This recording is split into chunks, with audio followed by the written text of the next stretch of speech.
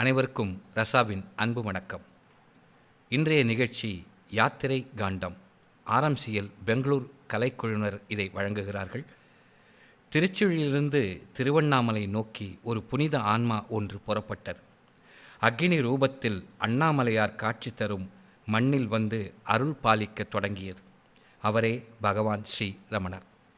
அவரின் யாத்திரை காண்டம் அழகிய நாட்டிய நாடகமாய் நமக்கு வழங்க இருப்பது ஆர்எம்சிஎல் பெங்களூர். ஆம், பஞ்சபூதங்களில் ஒன்றான அண்ணாமலை, அங்கே ரமணர். டாக்டர் சாரதா, டாக்டர் அம்பிகா காமேஸ்வர் அவர்களோடு ஆர்எம்சிஎல் பெங்களூர் கலைஞர்கள் வாருங்கள், ஒரு ஆன்மீக பயணத்திற்கு நம்மை தயார்படுத்திக் கொள்வோம்.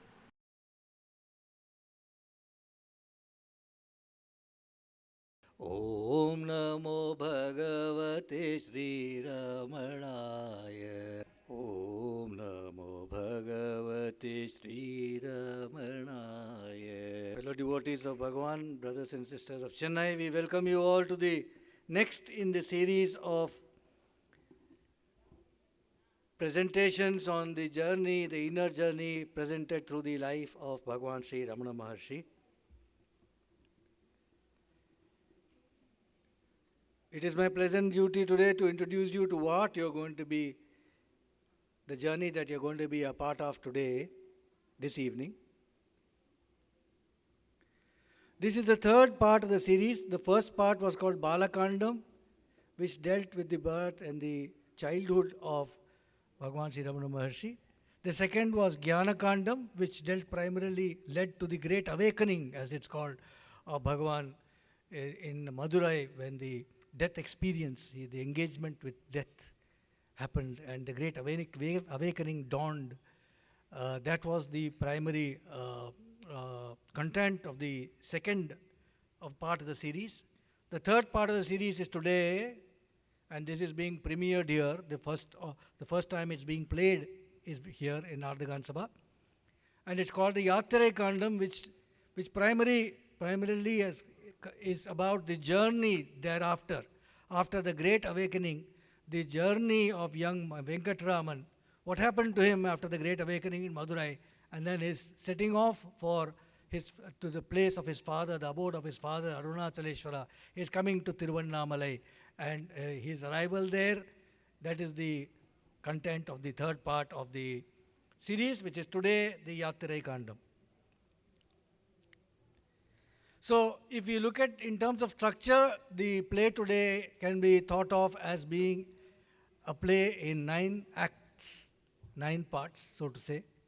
Part 1, Act 1, whatever, will be a quick recap in Natya form of the Great Awakening, the previous one. So, there's a connect between the previous one where Bhagavan, young Venkatraman, on 17 July of 1896 had the great awakening, the engagement with death, and then the great joy, the Ramanotsavam, so to say. Now that in the dance form, the opening, the joy of the journey will commence with this Natya in the Act 1. Act 2 would take us to the holy shrine of Mother Meenakshi. Bhagavan has said about the changed state after the great awakening, what happened to him. He himself has said, one of the features of my new state was my changed attitude to Meenakshi temple. Formerly, I used to go there very occasionally with friends to look at the images and to put vibhuti and kunkumam on my brow, and I would return home almost unmoved. But after the awakening, I went there almost every evening. I used to go alone and stand motionless for a long time before Shiva or Meenakshi or Nataraja or the 63 Arutmur Nayanmas, the 63 saints. And as I stood there, wave after wave of emotion would engulf me. Then he explains this state. He says, the soul had given up its hold on the body when it had renounced the I am the body idea. Dehatma bhavam poidithu. The soul had jeevanukku dehatma bhavam poidithu. Great awakening. It had given up renounced the I am the body of the idea. So when it had renounced that, he says, and it was seeking some fresh anchor. Or alambanam. It was seeking.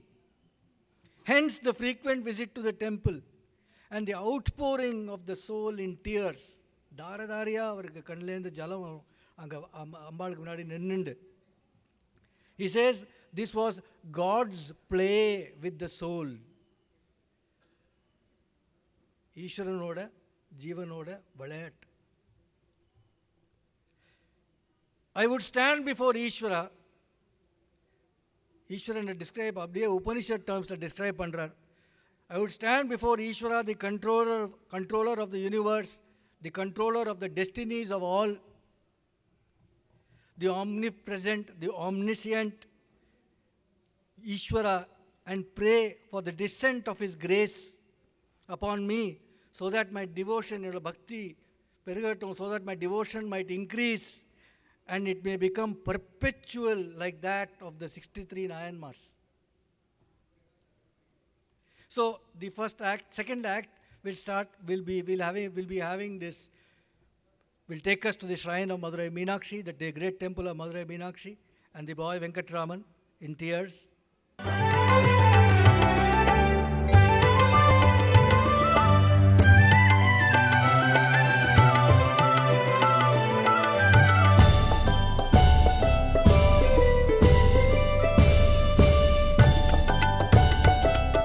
ஆனந்த கூத்தை காண்கிறீர்களா? ரமணோத்சவம் ரமணோத்சவம் ரமணோத்சவம் ரமணோத்சவம் ரமண ரமண ரமண ரமண உற்சவம் உற்சவம் உற்சவம் உற்சவம். யாரை சுற்றி நடக்கிறது இந்த கூத்து என்று பார்க்கிறீர்களா? அருணாச்சல ஸ்ரீ சங்கரா ரமணாய ரமணாய ஆத்மஸ்புரணத்தின் ஒளிமய தோற்றம் ஒளிமய தோற்றம் ஒளிமய தோற்றம். ரமணோத்சவம் ரமணோத்சவம் ரமணோத்சவம். அண்ட சராச்சரங்கள் எல்லாமே ரமணனை வலம் வரும் கூத்து இது. உற்சவம் உற்சவம் உற்சவம் ரமணோத்சவம் உற்சவம் உற்சவம் உற்சவம்.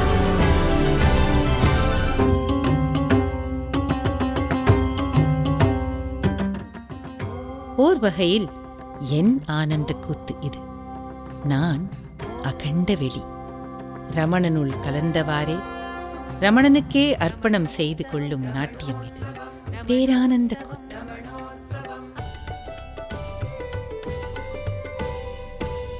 ஒரு முறை ரமணன் தன் சீடரான கணபதி முனியிடம் கேட்டான், நாயனா, எல்லா கிரகங்களும் என் இடுப்பை சுத்தி வந்தா நான் யார்?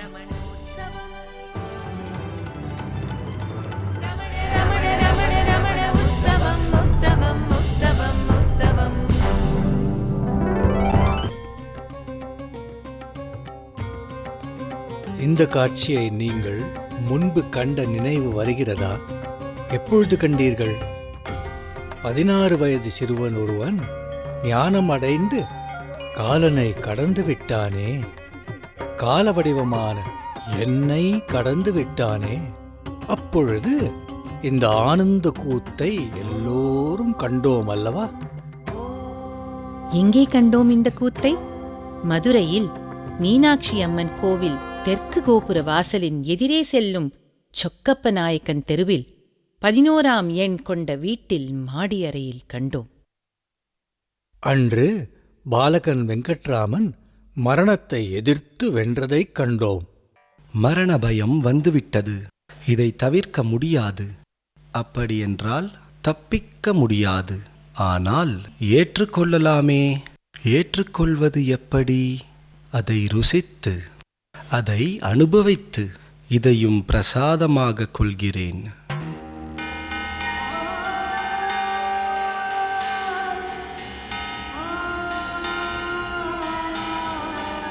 எனக்கு நம் தந்தை சிவபெருமானின் மூன்றாம் ஞானக்கண் தெரிகிறது. அனைத்தையும் பஸ்மமாக்கும் கண். மரணத்திற்கு மரணம்.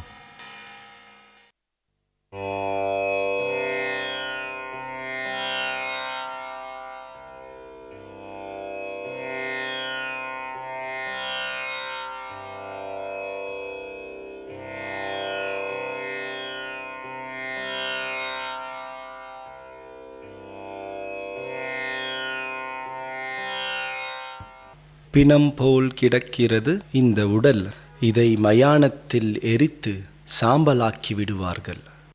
நான் நான்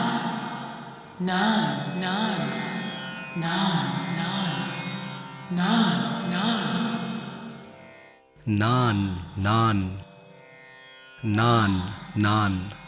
இந்த உடல் பிணம் போல் கிடந்தாலும் இதையெல்லாம் உணரும் எல்லையில்லா சக்தி எனக்குள் நான் நான் நான் நான் என்று ஒலிக்கிறது.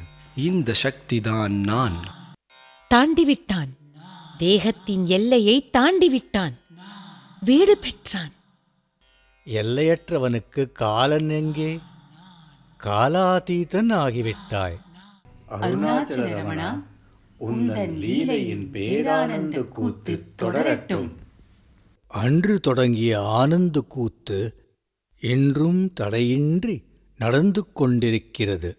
என்றென்றும் நடக்கும். ஒரு ஆத்ம ஞானியின் பெருமை எப்பேற்பட்டதென்றால், முப்பெரும் தேவர்களான பிரம்மா, விஷ்ணு, மகேஸ்வரன் கூட அவரை வணங்குவார்கள் என ரமணன் கூறியிருக்கிறான். அப்படி இருக்கையில் அண்டச்சராச்சரங்கள் இந்த இளம் ரமணனை சுற்றி வருவதில் எந்த ஓர் அதிசயமும் இல்லையே. இந்த ஆனந்த கூத்து நம் கண்முன்னே நடக்கிறது. இதை ஆழ்ந்து பார்க்கும் பாக்கியத்தை நமக்கு அருளி இருக்கிறான் ரமணன். இதை எவ்வாறு பார்க்க கிடைக்கப் பெற்றோம்? அவன் அன்பு வெள்ளத்தின் பெருக்கினான். உள்ளமெல்லாம் முன்னருளின் வெள்ளமாமே, உள்ளமெல்லாம் முன்னருளின் வெள்ளமாமே, அருள் வெள்ளமாமே ரமண வெள்ளமாமே, அருள் வெள்ளமாமே ரமண வெள்ளமாமே. அந்த அருள் வெள்ளத்தை நாமும் நெருங்கி பருகி அதில் மூழ்கி அத்துடன் பயணமும் செய்யும் நொடி இது. ஆனந்த ரமண யாத்திரை தொடங்கும் நொடி. 33 தேவதைகளும் அண்ட சராசரங்களும் தன்னை அறிந்தோ அறியாமலோ இந்த ஆனந்த யாத்திரையில் பங்கு கொள்ள இருக்கிறார்கள்.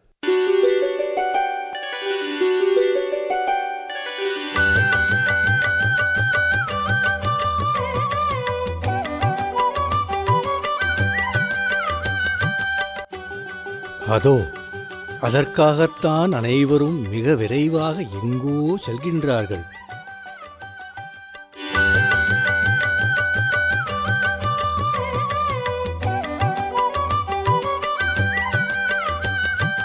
எங்கு செல்கின்றார்கள் என்று கேட்டுவிடுவோம். அதோ பிரம்மாவே வருகிறார்.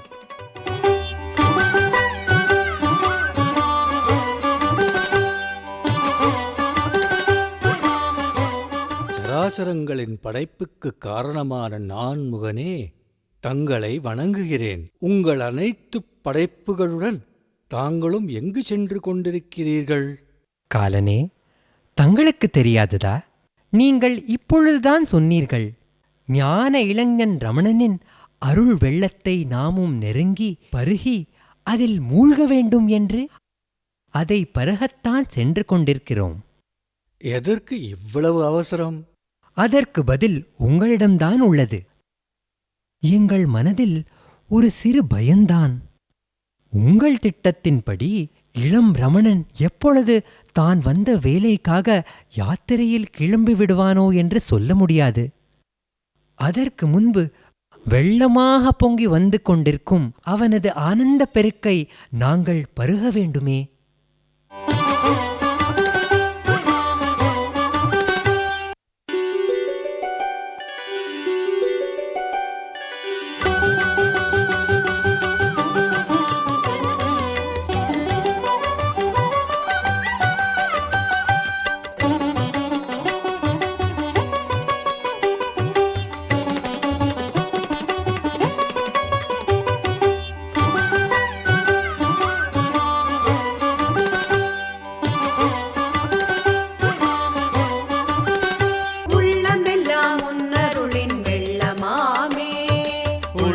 உள்ளமெல்லாம் உன்னருளின் வெள்ளமாமே அருள் வெள்ளமாமே ரமண வெள்ளமாமே. அகண்ட வெளியான நான் இங்கு அருள் வெள்ளம், ஆனந்த வெள்ளம். மீன்விழியாளின் கண்களிலிருந்து ரமணன் கண்களுக்கு அருள் பாய்ந்து அந்த கண்களிலிருந்து அன்பு வெள்ளமாய் பொங்கி அவளின் அருள்மய பாதங்களுக்குச் செல்லும் இன்பமய பாலம் நான். அருள் வெள்ளம் நான், இன்ப வெள்ளம் நான். உள்ளமெல்லாம் உன்னருளின் வெள்ளமாமே உள்ளமெல்லாம் உன்னருளின் வெள்ளமாமே. சராச்சரமுமே இன்று என்னை பருக வந்துள்ளது. என்னை பார்க்கும் போதே அவர்கள் கண்கள் என்னை பருகுகின்றன. அந்த காட்சி அவர் கண்களிலிருந்து மனதின் வாயிலாக உள்ளத்தை அடைகிறது. அப்பொழுது அன்பென்னும் உள்ளத்தில் அடங்கி நின்றாய், அன்பென்னும் உள்ளத்தில் அடங்கி நின்றாய், அகிலாண்ட கோட்டிகளை ஆண்டு நின்றாய், அகிலாண்ட கோட்டிகளை ஆண்டு நின்றாய். அருள் வெள்ளமாமே ரமண வெள்ளமாமே. ஆஹா, அற்புதம்! மரணத்தை ஏற்றுக்கொண்டு அதை வென்று காலத்திற்கு அப்பாற்பட்ட நிலையடைந்த பாலகனின் மனம் தேகத்தின் மேலிருக்கும் பற்றை இழந்து சுத்த மனஸ் ஆக மாறியது.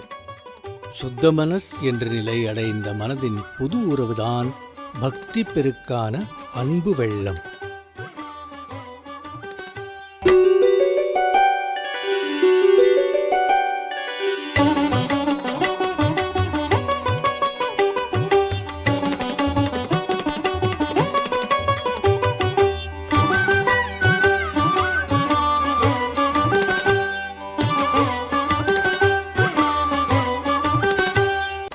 இந்த ஆனந்த கண்ணீர் அமுதினை பருக அத்தனை தேவர்களும் இங்கு கூடி வந்துள்ளார்.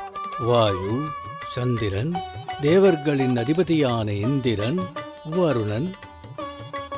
வருணன் ஒருவர் மரணத்திற்கு பிறகு அவரது உற்றார் உறவினர்களின் கண்ணீர் அஞ்சலியாகத் தோன்றுவான். ரமணனோ மரணத்தை அணைத்து ஏற்றுக்கொண்டான். இங்கு வருணன், இங்கு நான் ஆனந்த பாஷ்பமாக பொங்கி வழிந்து அனைவரையும் புனிதமாக்குகிறேன்.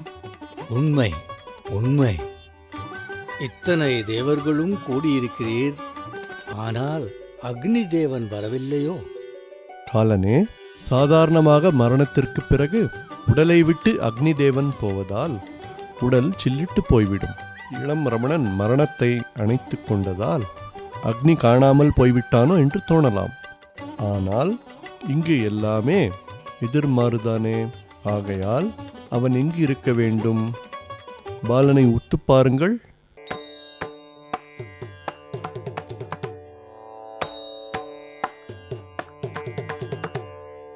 ஆமாம் காலனே, நான் அவன் திருவுருவில் ஒரு ஜுவரமாக உள்ளேன். அவன் அக்னிலிங்கமான அண்ணாமலையாரை அணைத்து கொள்ளும் வரை தங்குவேன்.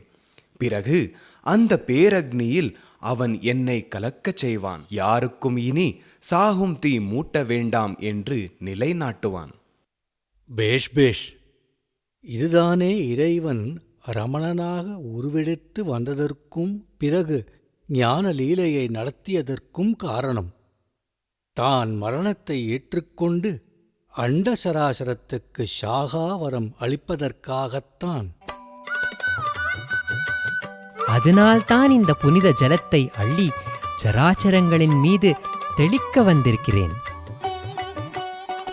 இதனை செய்வதால் என் அத்தனை படைப்புகளும் அவன் ஞானப் படைப்பாக மாறிவிடும். பிறவிக் கடல் என்னும் எண்ணப் பெருக்கை மாய்க்க வந்த அன்பு பெருக்கில்லையா இது? துன்பென்ற புயலினிலே துடிக்கும் தோணி, துன்பென்ற புயலினிலே துடிக்கும் தோணி, துறை சேர மெய்ஞான துணையாய் நின்றாய், துறை சேர மெய்ஞான துணையாய் நின்றாய். அருள் வெள்ளமாமே ரமண வெள்ளமாமே.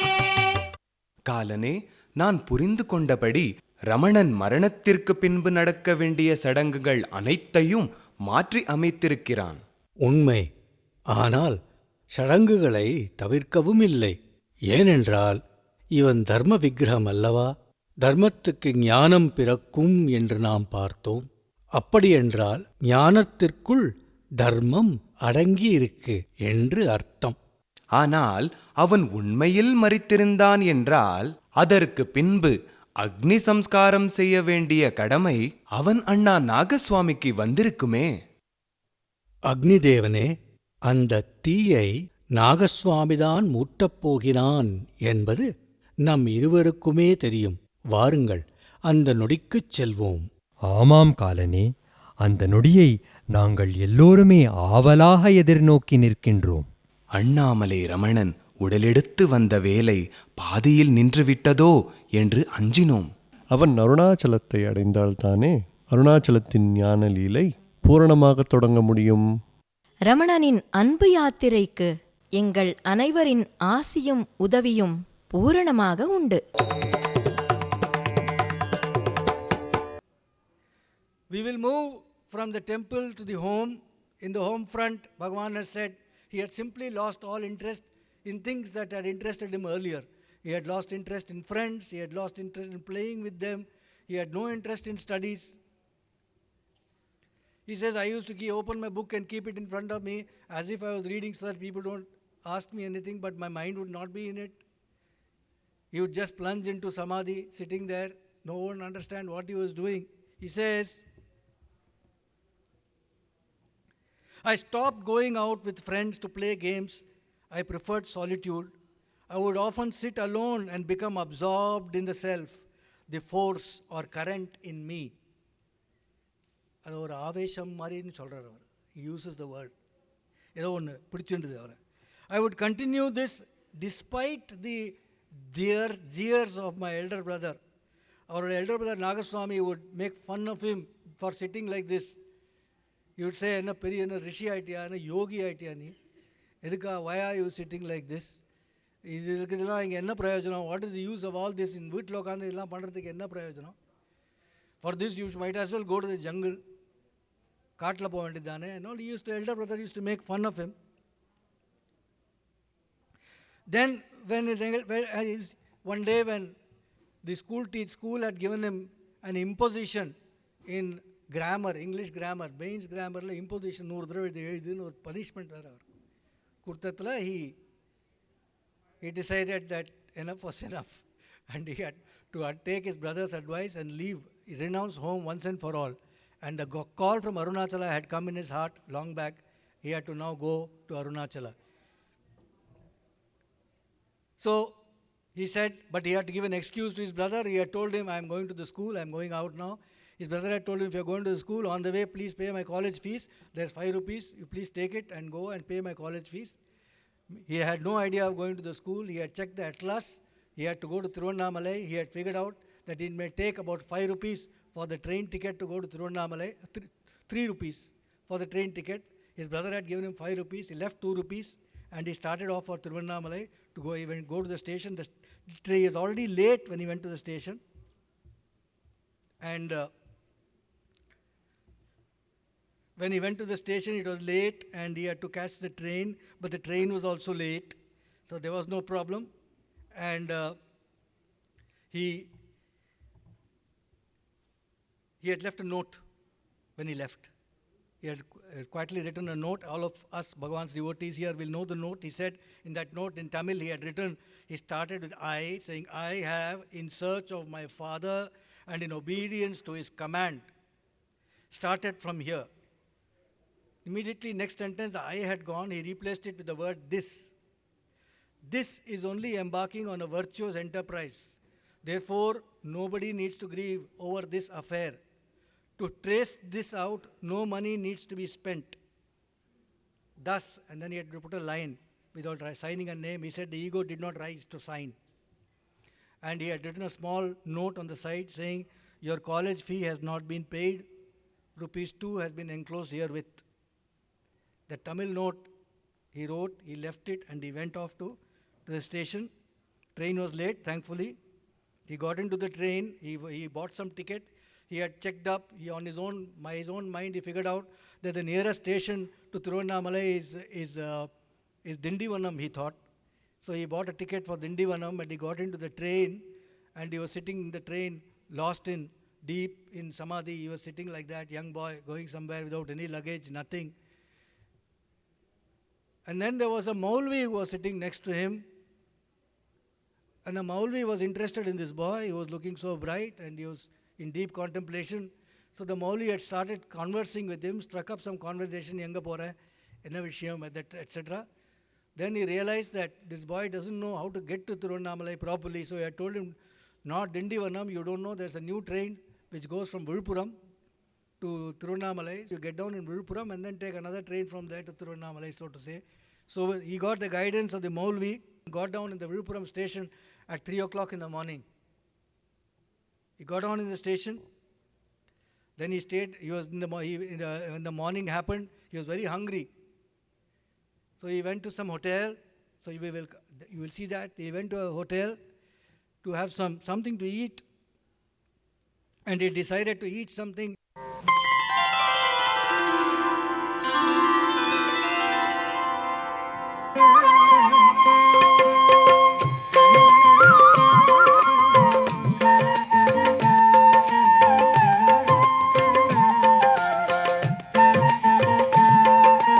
இங்கிலீஷ் வாத்தியார் எனக்கு பாடத்தில் கவனம் இல்லைன்னு பெயின்ஸ் இங்கிலீஷ் கிராமரில் ஒரு பகுதியை 3 தடவை எழுத சொல்லி இம்போசிஷன் கொடுத்துருக்கார். 2 தடவை எழுதியாச்சு, 3வது தடவையும் எழுதிடலாம். எப்படியுமே எண்ணங்களும் செயல்களும் நான்னு எப்போதும் எனக்குள்ள ஸ்புரிக்கிற சக்தியிலிருந்து தான் எழறது. மறுபடியும் அதோட வேலை முடிஞ்சதும் அந்த சக்திக்குள்ளேயே ஒடுங்கி போயிடுறது. ஆனாலும் சில போதுகளில் இந்த சக்தி தனக்குள்ள என்ன தீவிரமாக இழுத்துக்கிறது. அப்போ எல்லா சலனத்தையும் அது முழுங்கி தனக்குள்ளேயே திருப்தியாக இருந்துடுறது. எதுக்கு இதெல்லாம் அப்படின்னு எனக்குள்ள அது சொல்லாமல் சொல்லி சும்மா இருந்துடுறது.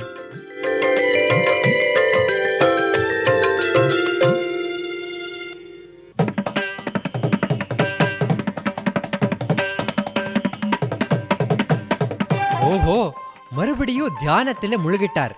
இவர் பெரிய யோகி, எல்லாமே துறந்த மகா தியாகி. அப்படின்னா ஒண்ணுமே வேண்டாதவனுக்கு எதுக்கு இதெல்லாம்? எதுக்கு இதெல்லாம்? எதுக்கு இதெல்லாம்? எதுக்கு இதெல்லாம்? எதுக்கு இதெல்லாம்?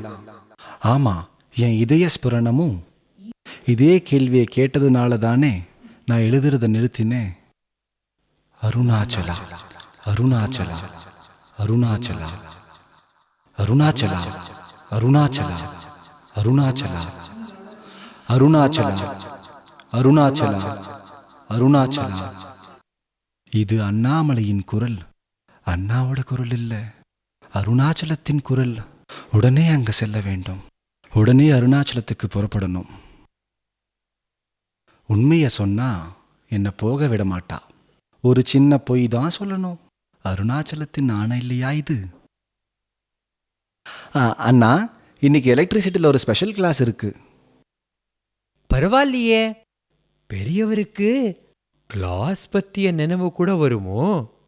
நல்லது நல்லது. போற வழியில என்னோட காலேஜ் ஃபீஸை கட்டிட்டு போ. கீழே டப்பால 5 ரூபாய் வச்சிருக்கேன், எடுத்துக்கோ. சரி அண்ணா. பயணத்துக்கு வேண்டிய பண வசதியும் செய்து கொடுத்தாயே அருணாச்சலா. வெங்கட்ராமா, சாப்பிட வாப்பா. வந்தேன் சித்தி. அருணாச்சலத்தின் அன்பு வெள்ளம் அவனை தன்னிடம் இழுக்கத் தொடங்கிவிட்டது. அடுத்து வரும் செயல்கள் அனைத்தும் அந்த வெள்ளத்தின் செயல்கள்தான். அருள் யாத்திரை தொடங்கிவிட்டது. இவன் நெருங்கிய நண்பன் ரங்கன் பிறகு இவனிடம் வருத்தத்துடன் கேட்பான், ஏன் என்னிடம் கூட வீட்டை விட்டுச் செல்லும் உங்கள் திட்டத்தை பகிர்ந்து கொள்ளவில்லை என்று. இதற்கு ரமணனும் பதிலளிக்கப் போகிறான். ரங்கா, நான் என்ன சாதாரண பிரயாணி மாதிரி திட்டம் போட்டு வீட்டிலேருந்து கிளம்பினேனா? ஒரு அதிசய சக்தி என்னை அருணாச்சலத்துக்கு இழுத்து வந்தது என்பான். ரயிலில் தான் போகணும். ஆனா போற பாதை வீட்டில் ஒரு பழைய அட்லஸ் இருந்ததே. இது தெரியாதா? அருணாச்சலம் தான் திருவண்ணாமலை. திருவண்ணாமலை திருவண்ணாமலை திருவண்ணாமலை. திண்டிவனம் தான் கிட்ட இருக்கிற ஸ்டேஷன். 3 ரூபாய்க்குள்ள கட்டணம் இருக்கும்னு நினைக்கிறேன். 2 ரூபாயை இங்கே வச்சிடலாம், அண்ணாக்கு உதவும். ஒண்ணுமே சொல்லாம போகக்கூடாது, ஒரு கடிதம் எழுதி வைக்கலாம்.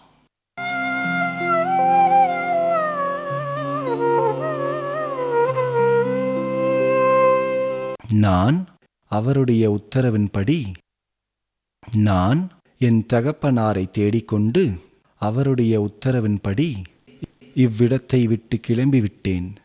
இது நல்ல காரியத்தில்தான் பிரவேசித்திருக்கிறது. ஆகையால் இந்த காரியத்திற்கு ஒருவரும் விசனப்பட வேண்டாம். இதை பார்ப்பதற்காக பணமும் செலவு செய்ய வேண்டாம். உன் சம்பளத்தை இன்னும் செலுத்தவில்லை. ரூபாய் 2 இதோடு கூட இருக்கிறது. இப்படிக்கு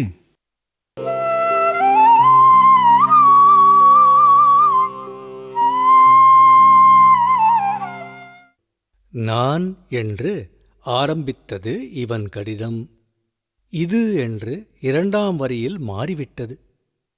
மரணத்தை அணைத்துக் கொண்டு ஞானோதயம் அடைந்த திருநாளிலேயே ஜூலை 17, 1896 அன்றே வெங்கட்ராமன் முற்றிலும் மறைந்து விட்டான். ஆனால் உற்றார் உறவினர் கண்களில் அவன் இன்னும் வெங்கட்ராமனாகத்தான் இருந்தான். உடலும் ஆவியும் அண்ணாமலை கொண்டதால் இது என்று எழுதினான். ஆகையினால் கையெழுத்துப் போடுபவரும் இல்லை, வெறும் கோடுதான் குறிப்பு.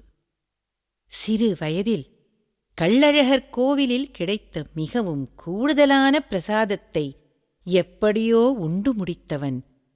அந்த வயதிலேயே சரணாகதியை கடைப்பிடித்தவன் ரமணன். ரமணனை அண்ணாமலை கொண்டதால் நிறை குறை அற்றவனானான். ஆனால் மற்றவர்களுக்கு இவை 2மே உண்டு என்று அவன் நன்கு அறிவான்.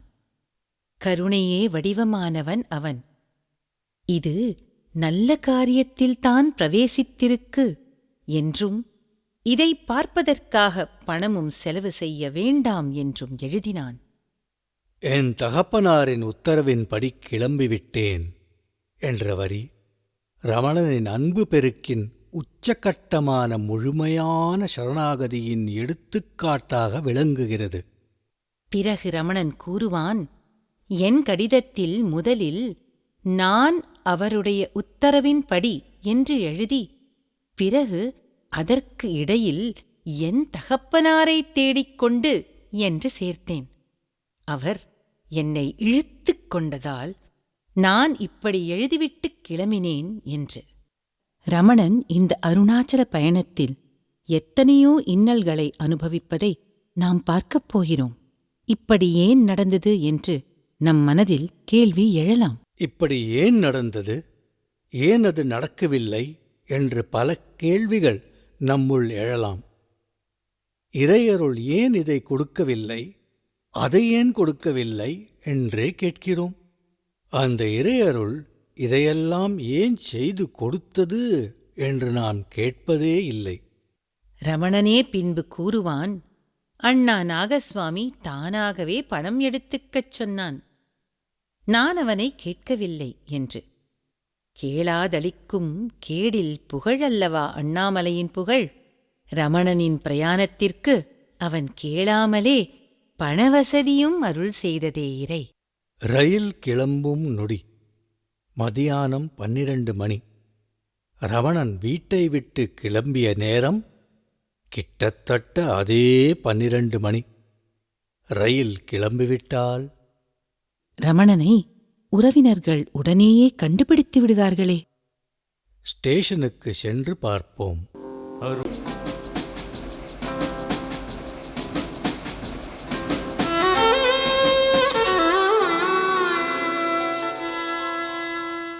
ஐயா, திண்டிவனத்துக்கு செல்லும் ரயில் வந்துடுதா?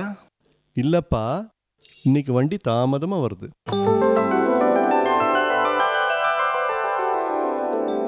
திண்டிவனம் 3 ரூபாய்க்குள்ள தான். ஐயா, திண்டிவனத்துக்கு ஒரு டிக்கெட் கொடுங்க. இந்தாப்பா.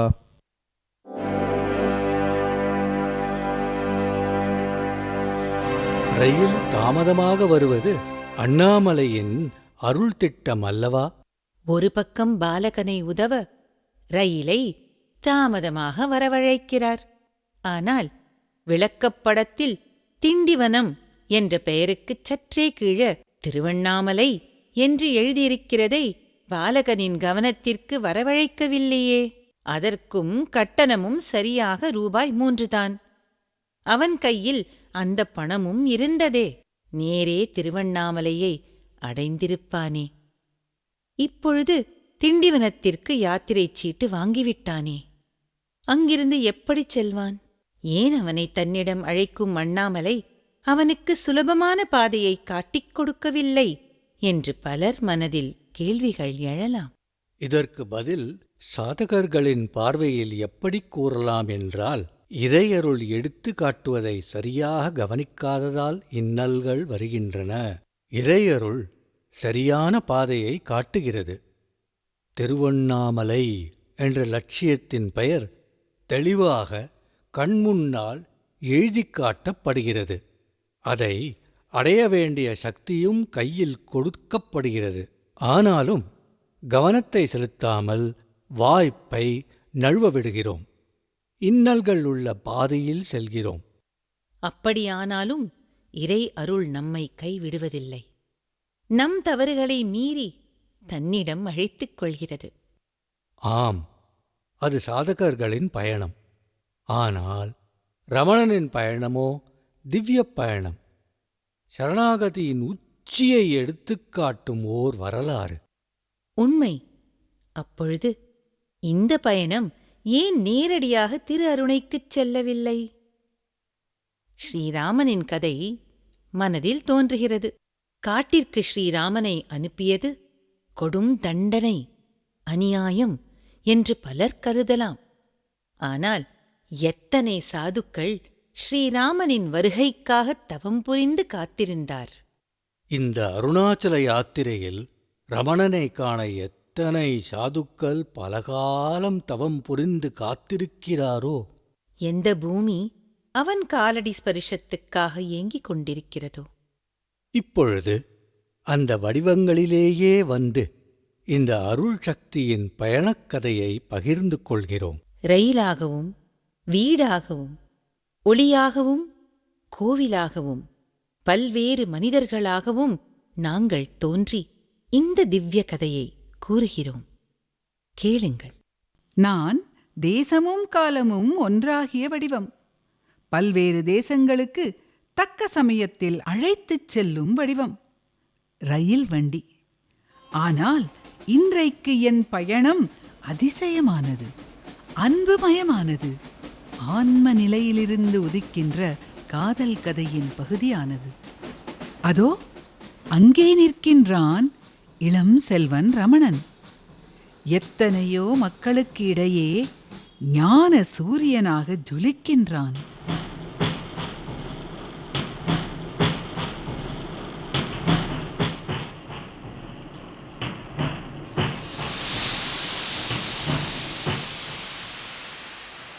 ஞான ரமணனை, காலம் கடந்தவனை காலனிடம் அழைத்துச் செல்லும் பாக்கியம் இன்று என்னுடையது. எங்கே? அருணாச்சலத்தை நோக்கி.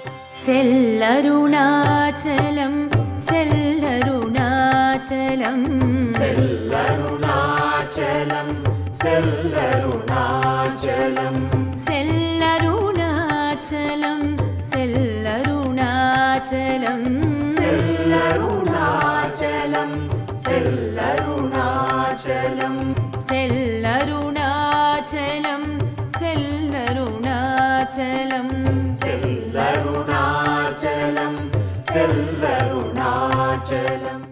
பாலகன் என் உள்ளே வந்து அமர்ந்த பின் கண்களை மூடிக்கொண்டு ஆன்மானந்தத்தில் மூழ்கிவிட்டான்.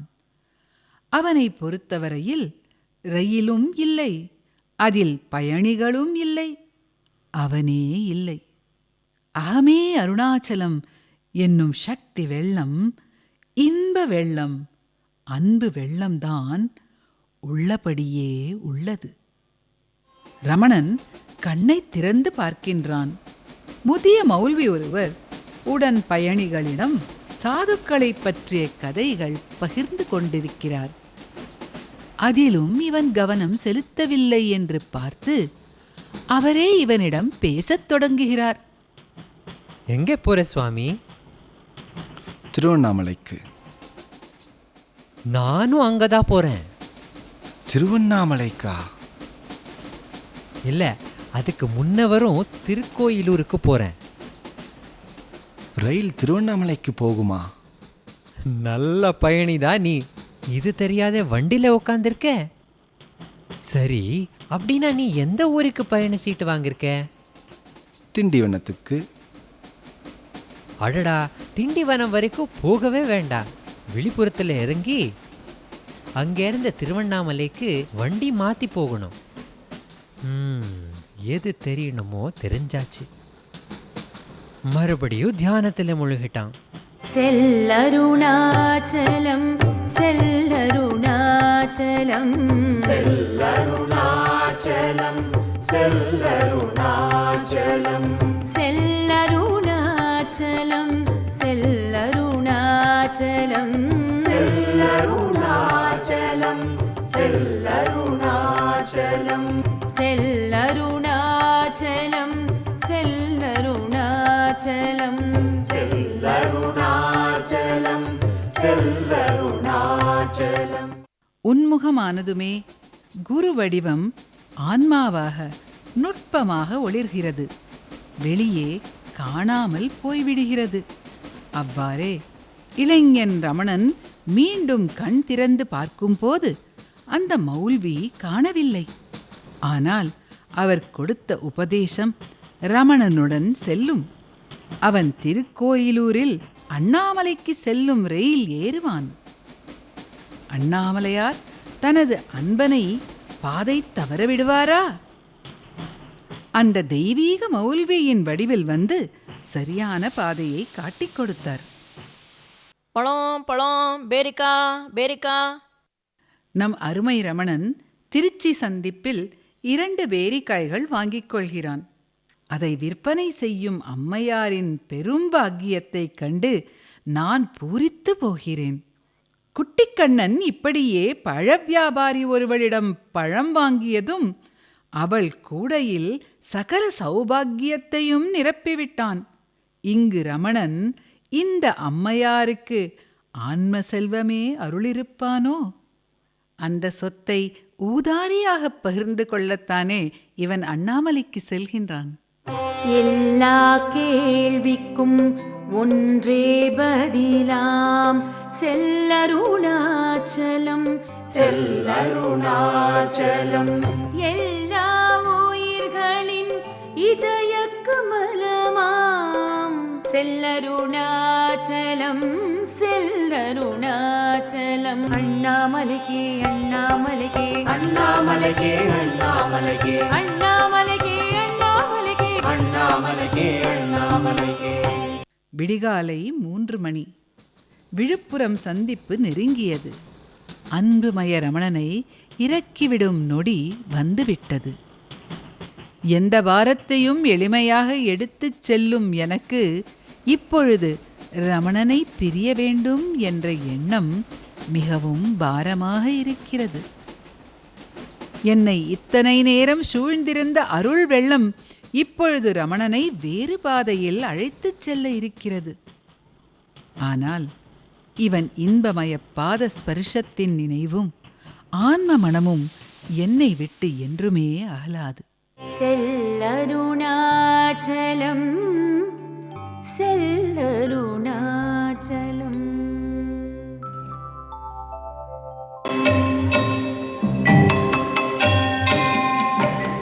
சராச்சரங்கள்ல நான் ஒரு அச்சலை இருக்கு. புல்லாய் பூடாய் உருவாய் மரமாய் பல் மிருகமாய் பாம்பாய் கல்லாய் என்ற மாணிக்க வாச்சகர் சிவபுராணத்தில் பாடியிருக்காரே. நான் இப்பொழுது ஒரு கல்லாய் இங்கு நிற்கின்றேன், கல் கட்டிடமாய். நான் விழுப்புரத்தில் ஒரு சிறிய உணவகம்.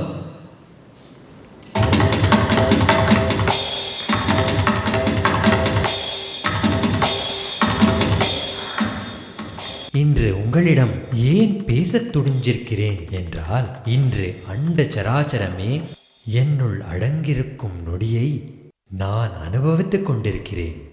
அதோ பாருங்கள், அங்கு ஒரு 16 வயது பாலகன் அமர்ந்திருக்கிறான். யார் இவன் என்று கேட்கிறீர்களா? எனக்கும் தெரியாது. ஆனால் இவன் வருகை எனக்கு ஈடில்லா ஆனந்தத்தை தருகிறது. இன்று காலை என் வாசலில் நுழைந்தான். களைத்திருந்தான், பசித்து இருந்தான். நான் எத்தனையோ பேர்களின் பசியை பார்த்திருக்கிறேன். வயிற்று பசி மட்டும் உள்ளவர்களை நான் இன்று வரை பார்த்ததில்லை. எல்லோர் மனங்களிலும் ஏராளமான பசி இருக்கும், விதவிதமான பசி. ஆனால் விடிய காலை வந்த இவன் உணவு ஆக்கும் வரை அசையாமல் காத்திருக்கான்.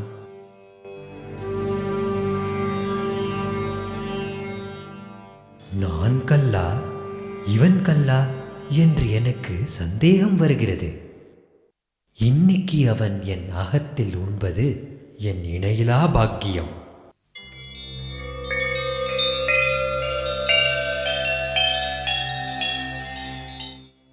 கல்லாக இருந்த அகலிகைக்கு ராமன் பாதம் பட்டதும் சாப விமோசனம் என்று கேட்டிருக்கேன். கண்ணபிரான் எந்த மண் பானைக்குள் ஒளிந்து கொண்டானோ அந்த பானைக்கு முக்தி அருளினான் என்றும் கேட்டிருக்கேன். இறைவன் இந்த வடிவில் என்னை விடுவிக்க வந்திருக்கிறான் என்று தோன்றுகிறது. இதுவே கேளாதளிக்கும் அவன் கேடில் புகழாகும்.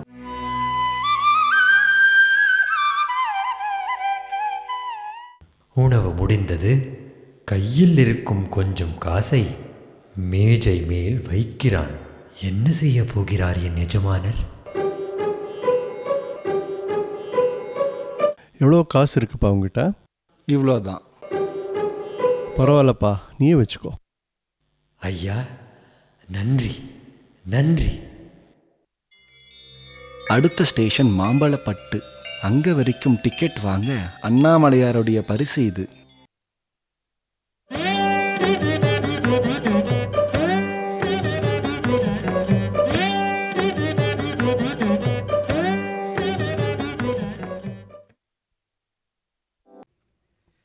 So the hotel owner saw this boy, one bright-looking young boy with earrings, golden earrings. His face is beaming with some kind of joy which cannot be put in words. And he wanted something to eat. He ate and he offered to pay. He said, how much will you pay? He said, I have 2 annas. So then the hotel owner had told him, you keep it. You don't need to give me this money, you keep it. So he took it.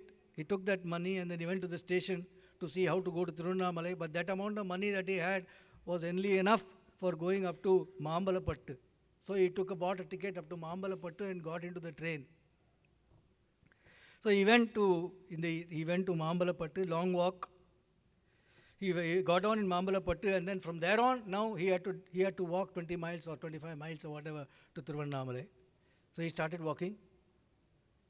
And the first place that he went to was this temple on top of the hill, this great temple of Atulyanadeshwara and Swarnambikai. He went there to that temple. It was on top of a rocky hill. He climbed that and he sat there in the evening first, and there,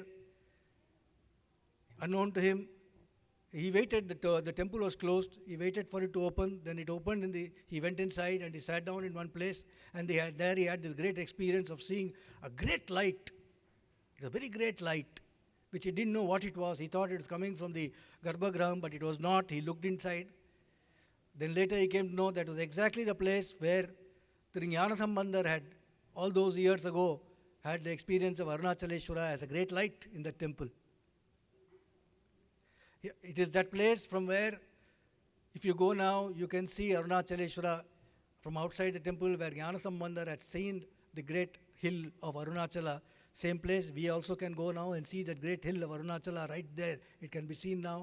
And to commemorate that place, he had made, Jnanasambandar had made a Meru-like structure of Annamalai, which is still there, and on which his padam has been kept. It's a beautiful place, the temple of Atulyanadeshwara. And so Bhagavan went there, Ramana Maharshi went there as a young boy. He sat there inside. He was lost in samadhi after that. And when the temple was closing in the late evening, the priest shouted saying, "Is anybody there?" and said, "Get out of the temple. It's closing now. You can't stay here." It's a beautiful temple, and if you have not visited, it will be a great place to visit. It's so peaceful. Hardly nobody goes there. There's very little crowd. It's on top of a hill. You can see Arunachala in front. It's the very place from where Ramana Maharshi set out for. He had the first experience of Arunachaleshwara as a Jyoti, as had Jnanasambandar. And Jnanasambandar, we may recall, had in Peripuranam it is said he had gone to a temple which was lying closed. Everything was closed. He sang one pasturam for the doors to open, and it opened. This is the temple of Atulyanadeshwara. So in this temple, now if you go there, at that place where Bhagavan sat, they have kept a small idol of the young Ramana Maharshi as a Venkatraman. It's there inside the temple. It's a beautiful temple. And so Jnanasambandar, his sambandham with Jnana was declared then and there. It was already declared earlier. It was further declared in this hill in Atulyanadeshwara temple, and where Jnanasambandar had come. And also, when I went recently there, the temple priest told me that Sadguru Jnanananda, whose hall we are in right now, has spent a long time in the temple. In that temple, he used to be sitting alone in the temple of Atulyanadeshwara. Nobody knew who he was at that time. And he used to spend maybe years, they said, he spent in that temple. So that temple, he went, and then he had to eat something, and then they said there's nothing to eat. So he went along with the priest to the next place, which was the temple of Virataneshwarar. It's a beautiful temple again. It is one of the 8 Viratana sthalams of Shiva, where Shiva had done some heroic deeds. So here in this temple, he had killed Andakasuran. Andakasuran is the ego. So he had killed it. It's a beautiful temple. Again, there's the Utsava Vigraham of Shiva as the Amrita Ghateshwarar, as the one with having the Ghata of Amrita is there. It's beautiful to see. To this temple he went, and he was hungry. There was no food coming. Then the temple drummer took pity on this boy, and he gave him the food, the prasadam that had come to him, some rice, saying, "You take this." So this will be depicted on stage with the drummer, with the Natya. In the Natya form, the drummer will see Shiva in the young Venkatraman and then give off the prasadam, Nevedyam to him instead of taking it himself. Now, and then when the young Ramana walked out into the street, he actually fell down. He was so tired and so hungry that he fell down in the street unconscious, and all the rice fell on the road. Then he got up somehow, and then he started picking up the rice and putting it back so that he could eat something and prasadam should not fall on the road.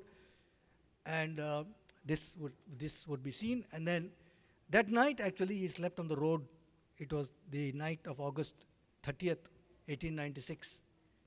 And the next morning was Gokulashtami, and the Bhagavatar house that he was outside, they saw him, this bright boy. They called him inside the house. They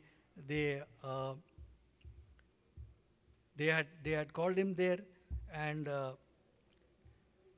Muthukrishna Bhagavatar, and offered him food. They offered him food, then they gave him some small packet of Bhakshanam to take. Then he had to go to Tiruvannamalai, so he said, I will give my earrings to you.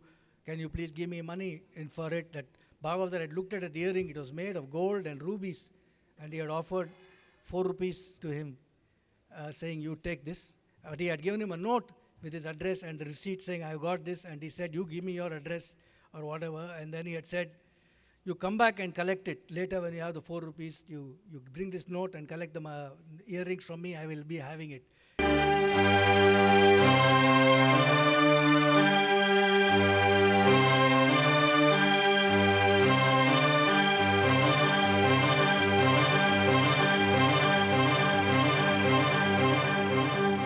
தேச காலங்களின் ஓர் தோற்றம் நான் சௌந்தர கனகாம்பிகையின் ஒளி, அழகிய பொன்னம்பிக்கையின் ஒளி நான். அழகு சுந்தரர் மைந்தனை வரவேற்க இங்கு காத்திருக்கிறேன். அதோ வருகிறான்.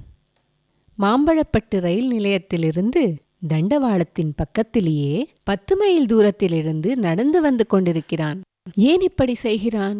தப்பித்தவறிக்கூட வழி தவறிவிடக்கூடாதென்று இந்த கடினமான பாதையை பொருட்படுத்தாமல் வருகிறான். தகிப்பு, களைப்பு, பசி அவன் உடலுக்கு இருக்கு என்று நாம் பார்க்கிறோம். அவனுக்கும் இந்த அனுபவங்கள் இருக்கின்றன. இருந்தாலும் அவன் அண்ணாமலை மீது கொண்ட அன்பு பெருக்கில் அவைகள் எல்லாமே அடங்கி உருகி போகின்றன. இந்த பாலகனுக்கு வெப்பமும் குளிரும் பசியும் நிறைவும் எல்லாமே அண்ணாமலை தானே. எனக்கோர் குறையுண்டோ குறையும் குணமும் நீயல்ல என்னேன் இவற்றை என்னுயிரே என்னுயிரே என்னுயிரே எண்ணம் எதுவோ அது செய்வாய். அந்த அன்பு வெள்ளம் அவனை இங்கு இந்த புனித சிவ ஆலயத்திற்கு இழுத்து வந்து கொண்டிருக்கிறது. அண்ணாமலையின் முதல் தரிசனத்துக்காக ஒளிமயமான தரிசனம். கோவில் வாசலில் வந்துவிட்டான். பாலகனை உள்ளே அழைத்து வருகிறேன்.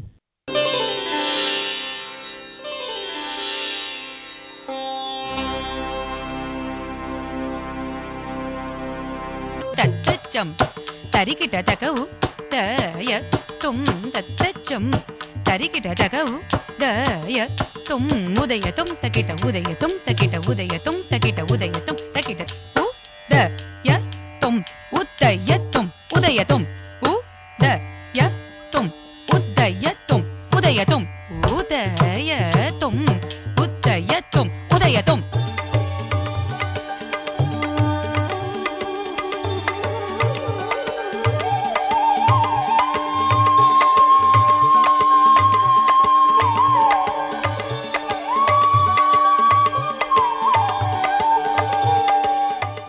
எங்கிருந்து வருது இந்த பேரொளி? சுவாமி சந்நிதியிலேருந்தா?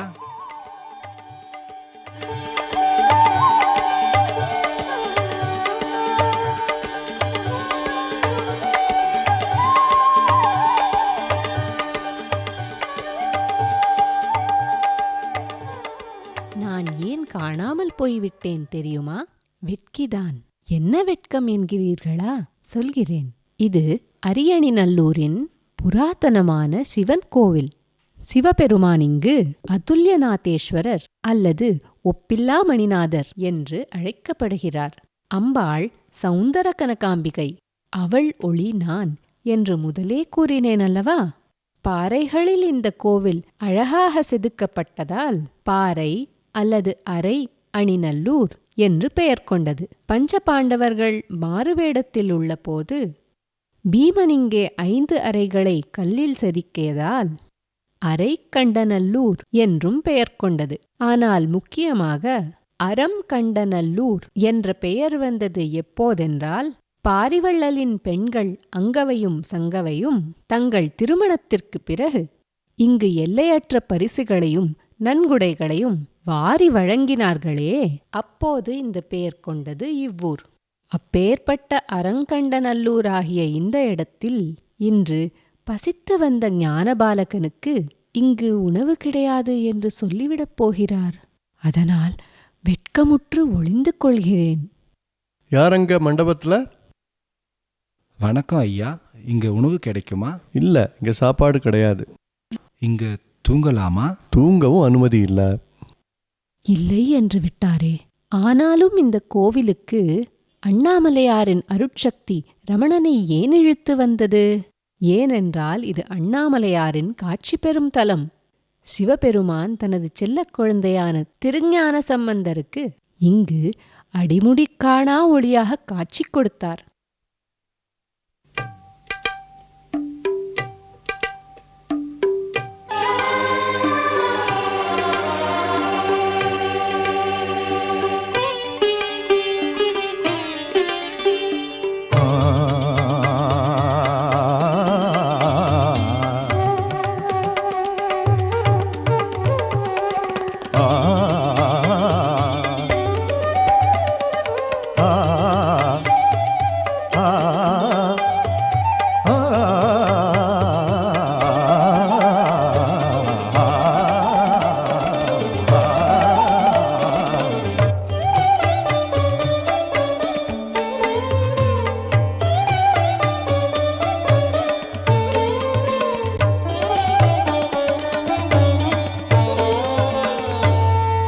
சிவபெருமானே, என்னே உன் பேரருள்.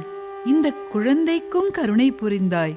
முதலில் உன் ஆலயத்தின் வழியை நாத்திகர்கள் அடைத்து வைத்திருந்தார். அதற்காக அதிகார நந்தியையும் பிரதோஷ நந்தியையும் 2 பக்கம் திரும்பச் செய்து மத்தியில் உனது தரிசனம் அளித்தாய். பிறகு உன் வாசல் திறந்து என்னை உள்ளே வர அனுமதித்தாய். இங்கு அருட்பிழம்பாய் உன் ஒளிமயக் காட்சி தந்தாயே. உண்ணாமுலை உமையாளோடும் உடனாகிய ஒருவன்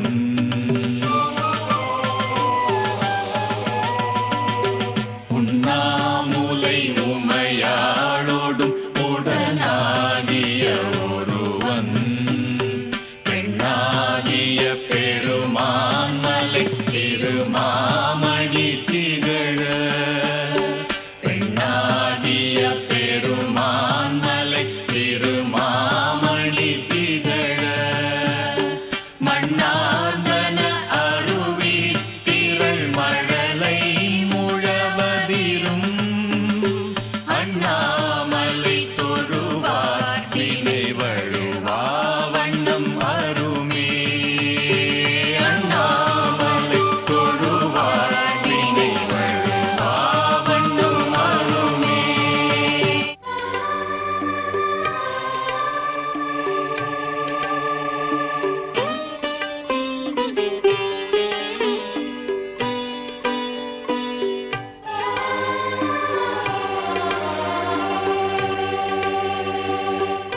அண்ணாமலை, அண்ணாமலை, அடியேனுக்கு இங்கேயே உன் முதல் தரிசனம் கொடுத்தாயே. அண்ணாமலை, பெருகும் புனல் அண்ணாமலை திரை சேர்கடல் நஞ்சை பருகும் தனை துணிவார் கொடி அணிவாரது பருகி பெருகும் புனல் அண்ணாமலை திரை சேர்கடல் நஞ்சை பருகும் தனை துணிவார் கொடி அணிவாரது பருகி கருகும் இடருடையார் கமழ்சடையார் கடல் பரவி கருகும் இடருடையார் கமழ்சடையார் கடல் பரவி குருகும் மனம் உடையார் தமக்குரு நோயடையாவே குருகும் மனமுடையார் தமக்குரு நோயடையாவே அண்ணாமலை தொழுவார் வினை வழுவா வண்ணம் அருமே அண்ணாமலை தொழுவார் வினை வழுவா வண்ணம் அருமே. மதுரையிலிருந்து திருவண்ணாமலை செல்லும் பாதையில் அண்ணாமலையின் முதல் தரிசன தலம் இது. வெளியாகவும் ஒளியாகவும். ஆகையால் ரமணன் இங்கு அழைத்து வரப்பட்டான். இப்பொழுது உணவைத் தேடி கீழூருக்கு சென்று கொண்டிருக்கிறான். அங்க வீரட்டேஸ்வரர் பவனியில் கிளம்பிவிட்டார். என்ன நடக்கப் போகிறது என்று பார்ப்போம்.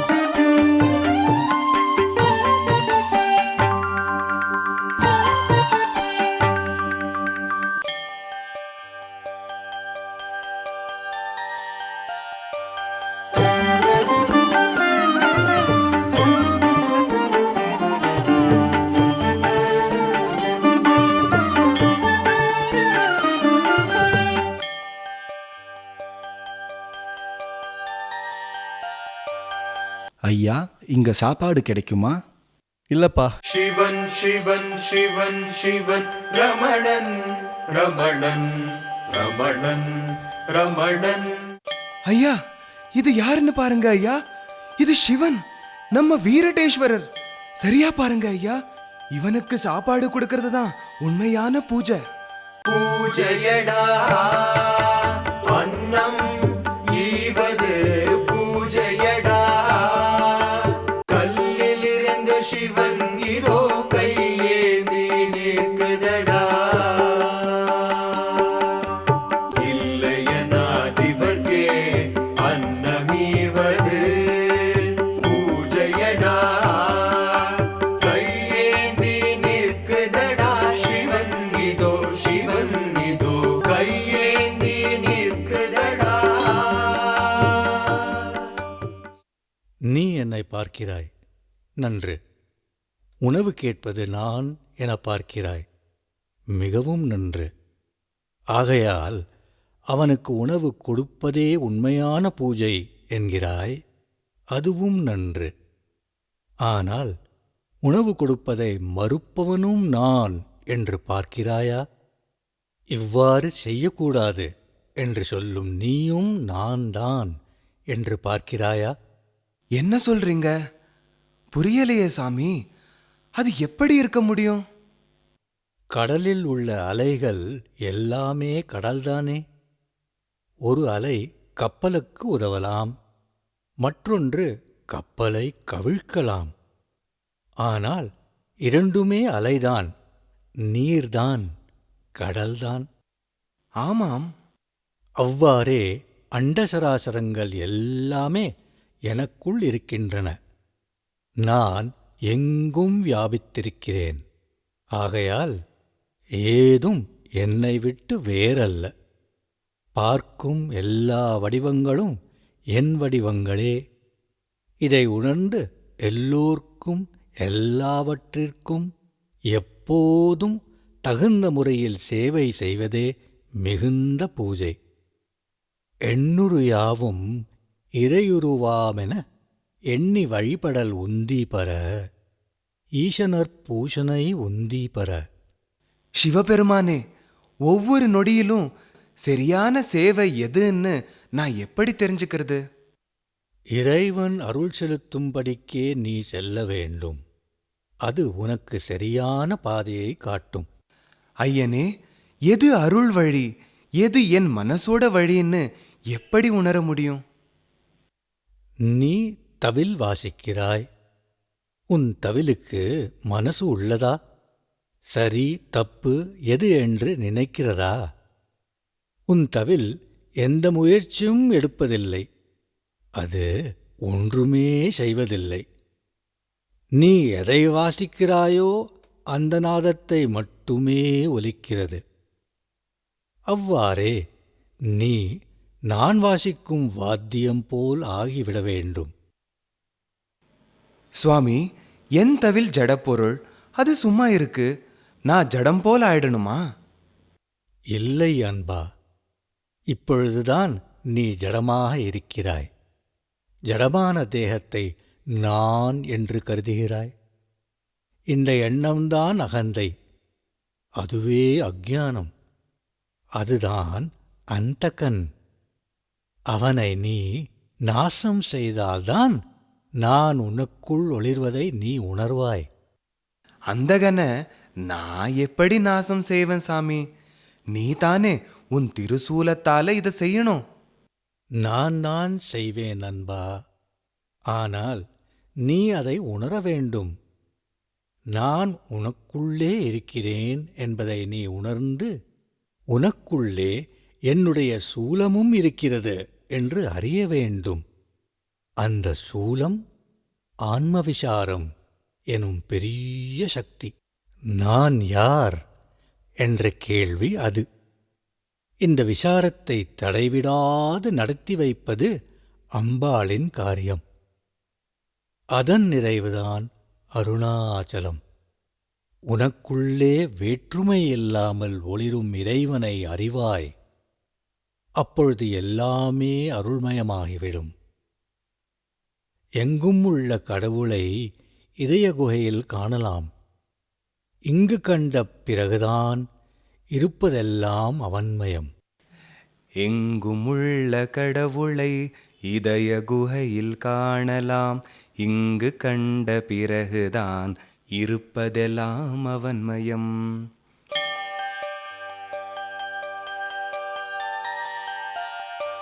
ஐயா, இவனை சரியா பாருங்க ஐயா. நம்ம வீரட்டேஸ்வரன் தான் இது. என்ன திடீர்னு என்னென்னமோ வளர்ற? தயவு செஞ்சு இவனுக்கு சாப்பாடு கொடுங்க ஐயா. புண்ணியம் உண்டு ஐயா. கொடுக்க முடியாது. இங்கே வேலை செய்கிறவங்களுக்கு தான் சாப்பாடு. இதுதான் இப்போ விதிமுறை. சரி ஐயா, அப்போ என் பங்கு சாப்பாடு இவனுக்கு கொடுங்க ஐயா. அன்னம் நீவது பூஜையடா, இல்லையனாதிவர்க்கே அன்னமீவது பூஜையடா.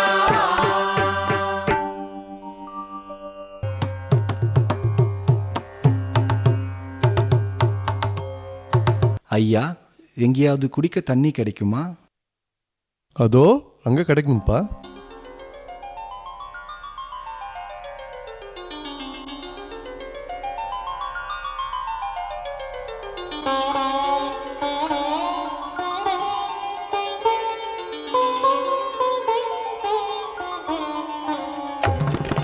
என்ன இங்கே நின்னுட்ட? அவன்கா யார் வீட்டு பிள்ளையோ தெரியல, எவ்வளோ நேரமா பட்டினியோ தெரியலையே. யாரோ கொடுத்த சோறு கூட கீழே கொட்டிடுச்சே, அந்த புள்ள அதை எடுத்து சாப்பிடுதே. இத பார்த்தா பெரிய வீட்டு புள்ள மாதிரி தெரியுது. இதெல்லாம் ஏதோ ஒரு தவமா இருக்கும். இல்லைன்னா இந்த புள்ள கையேந்தியே நிற்கும். ஏன் கீழே விழுந்த சோறு எடுத்து சாப்பிடும்? ஏன் நடு தெருவில் படுத்து தூங்கும்? ஆனாலும் இந்த புள்ளையோட நிலைமை பார்த்து மனசு அடிச்சுக்குதுக்கா. நம்ம என்ன பண்ண முடியும் சொல்லு? வா வா, நட நட. பூமியே அவனது சயனம், தரணியே அவன் வாகனம். தத்துவமசி தத்துவத்தில் நிலை நின்று பரமானந்தத்தில் திளைக்கின்றான். யாருக்காக இந்த தவம் ஞான குழந்தையே? உனக்கோ எதுவுமே தேவையில்லை என்று நன்றா தெரிகிறது. உன் முகத்தில் உள்ள திவ்ய காந்தி மனதை கவர்கிறது. உலகத்தில் யாரெல்லாம் எதையெல்லாம் விரும்பி விதவிதமான தவங்கள் புரிவாரோ அத்தனை ஆசைகளையும் நிறைவேற்ற நீ இந்த தவம் புரிகிறாயா? இல்லை, ஆசை கடந்த நிலையின் பெருமையை காட்ட திருக்கோயிலூரின் ரங்கநாதனை போல் இங்கு பள்ளி கொண்டாயா?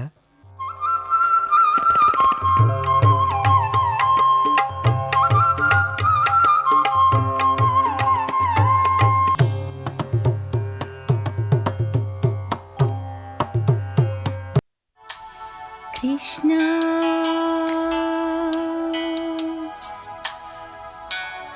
கிருஷ்ணா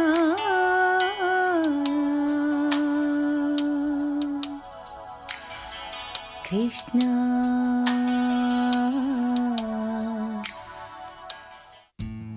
கண்ணா, நீ பிறந்த ஆனந்த தினம் இது. இன்னைக்கு கிருஷ்ண ஜென்மாஷ்டமிக்கு நீ எங்க வீட்டுக்கு வருவேன்னு உன் காலடிய கோலமா வரையறேன். வருவியா கண்ணா? கிருஷ்ணா